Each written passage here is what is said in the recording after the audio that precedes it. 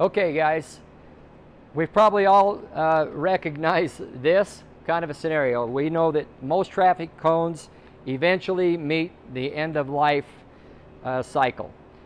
However, the cone top adapter is still in place and can be used again, and we're going to show you in this video how you can reuse your cone top adapter.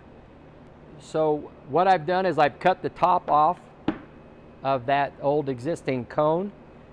And then you're going to want to get underneath and pry up that washer, that locking washer that exists, and grab that with a pair of pliers and pop that old locking washer off. And then you've got your cone top adapter, your washer. You can order more of these from us. They're inexpensive. You can get a bunch of these for your new cones so that you've got them. And then just take your new cone and repeat the process over again. You can probably use that for many, many years, over and over.